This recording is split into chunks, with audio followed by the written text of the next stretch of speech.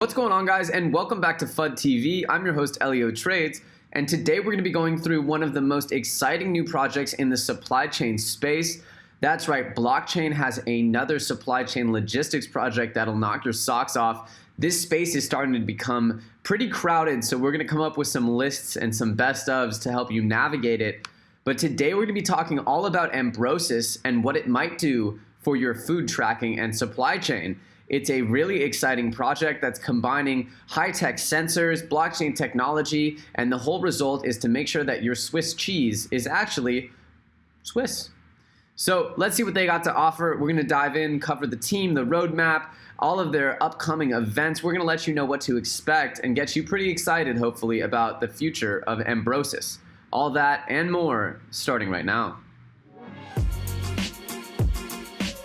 Ambrosus is trying to combine blockchain with high-tech food sensors. So essentially, they're taking a blockchain and combining it with food sensor technology that's on the whole next level. So I had initially compared this project to VEN, VeChain, and Walton Chain when I first saw it and thought to myself, wow, how are they going to penetrate in this already very crowded market? Then you have INS ecosystem also in that different group here, and we have other supply chain logistics companies like Origin Trail, and I started to think, okay, well, how does Ambrosus fit in? And I'm going to tell you how they fit in. Ambrosus says that they are focused on food and medicine, right? So their trusted quality of food and medicine, that's what they're all about. They want to make sure that your food and your medicine are of quality and that they contain the ingredients that they purport to contain in the quantities they purport to contain them, and that those ingredients have been maintained in the proper way. So I'm just going to burn through this here because it's pretty easy to understand. They're trying to reinvent the supply chain. They're trying to have more data transmission. They're trying to have direct deals be possible, which, like I was saying, kind of smells like an INS ecosystem. And then they're doing distributed versatility because they're using nanosensors, supercomputers, and a ton of different devices to carry out their mission. They have a combination of robust, customized biosensors and food tracers that assess and monitor in real time the product's physical attributes and its surrounding down to the individual unit, coupled with a unique ID, smart tagging, anti-tampering. So essentially they created this extremely advanced sensor system that allows for them to take real-time data off of all of their products, food products as well as physical products. So this includes milk, cheese, medicine, pills, like whatever you would need in these two different genres of supply chain logistics, whether it's food supply or pharmaceutical supply, they've got you covered.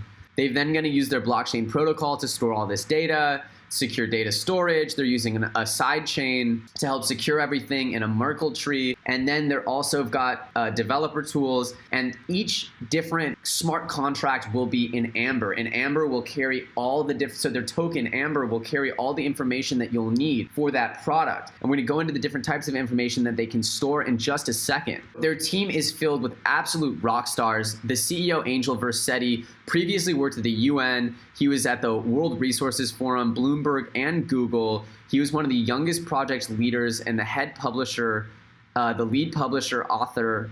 He was the youngest project leader and lead published author at the UN. Wow.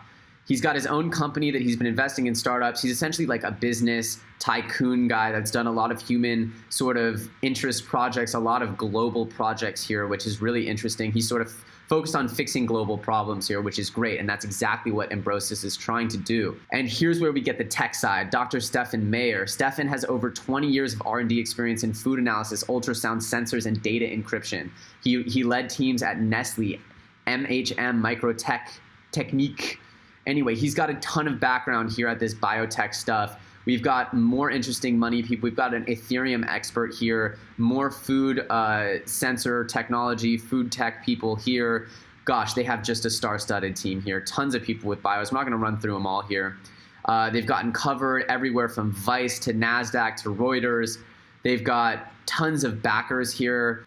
They're located in Switzerland, and it's just showing that they're most likely going to focus on European market at first, given that that's where a lot of these people seem to be hailing from. And they also have some talks of partnership with the INS team, which seems to also be hailing from Europe as well.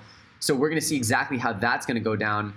As you can see here, there is a wealth of documentation here. They have 1, 2, 3, 11 different technical documents that you can check out that are published, and I've run through these and they're all very significant. They're not short, and it would probably take 10 to 15 minutes to go through each one, so we're not going to do that. But we are going to go through a little bit of their white paper just so you can see a little bit of what they're trying to do here. But essentially, yes, this is it. It's an end-to-end integrated solution that includes hardware, software, a protocol layer, and developer tools. So you have the hardware that's taking information off the product, the software that's relaying that information, the protocol layer that's storing that information, and then you have developer tools that can work with that information and do different stuff. There's a lot that can be done here. It's a huge undertaking, and they essentially have 4 projects that are wrapped into one. So when you look here at what they say they can take off these products, they're saying they can not just do temperature and make sure that it's between 4 and 7 degrees Celsius at all times.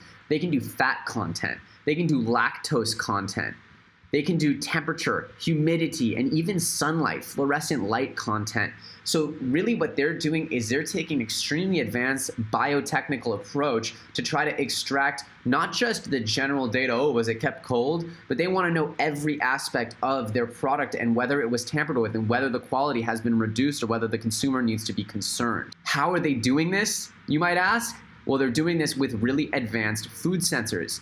They're using chemical biological recognition elements, which can be selective. They have the biological element that can be introduced into a transducer, integrated into a transducer to generate measurable electric signals proportional to the concentrated to the... Anyway, guys, this is a little bit more technical than I'm actually even comfortable with reading about. The reality that I've started to understand is that they're using these extremely complex technical physical sensors that have biotechnical sensors to detect everything from light content to fat content to different attributes of the product to ensure quality, not just origin and GPS and tracking, but quality and preserving of all of the attributes of that quality from the beginning. And so it's almost like a bunch of immutable lists within an immutable list that preserve all the aspects of that product's qualitative attributes. It's so clear that Ambrosus has some really high-reaching aspirations, and the question now is not whether it's got these crazy good technical backbones or whether it's got the good team or whether it's got even good ideas. The question is who's going to use them? How is Ambrosus going to be used? Because in the supply chain logistics game, it's all about partnerships. Just like VEN and Walton Chain and all these different supply chain logistics coins, it's all about who they are partnering with to make sure that they are taking their valuable technology and actually implementing it. Here on Reddit, so take these with slight grain of salt, we have partnership talks with Nestle. We know that that's not crazy because their CTO was a big exec from Nestle. What I love here is that they're working with INS ecosystem. Now they're going to be using Ambrosus sensors on the iOS products, or INS products rather, to actually track the quality of those products all the way through the supply chain. So that really set off a light bulb in my head, realizing that this project Ambrosus, the Amber, could really be embedded within other blockchains as well. So let's say VeChain has a partnership with a milk company. They might want to take the Ambrosus sensor and put it in their VeChain tracker. And so it is on the VeChain blockchain as well as the Ambrosus blockchain. And maybe those blockchains are even talking to each other. So that's where we get into some really interesting stuff. They've got a bunch of more suspected partnerships here that are all in early stages. But again, if they bag any of these, any big ecosystem that they could get in league with, the UN, you know, this could mean a huge, massive adoption for both the Ambrosus network and the Amber token. Speaking of the Amber token, we're going to head over here to the charts. As we see here, it's trading here for 49 cents. A lot of the volume is on Binance and KuCoin. The vast majority of the volume is on Binance. So yeah, if you want to pick some up, really the best place to do it would be on Binance because you're seeing almost 80–90% of the volume there is on Binance between all of the pairings. So you definitely want to go and get it off the Binance charts for sure. As you can see, it was trading in the sort of 20-cent range for months, which was probably about the ICO price.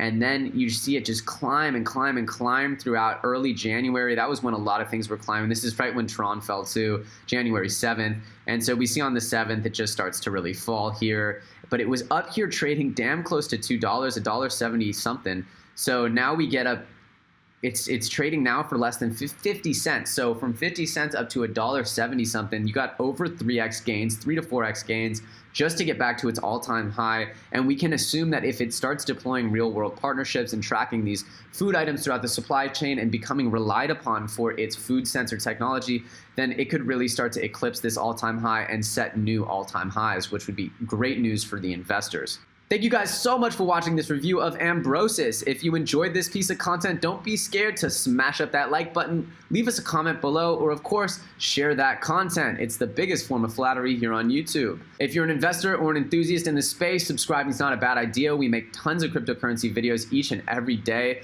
And obviously, if you hit bell notifications, you'll be made aware when we put out this information in the fastest possible manner. Obviously, we're not financial advisors, so always do your own research. But again, we thank you so much for being with us. I'm Elio Trades, and we'll catch you on the next episode of FUD TV.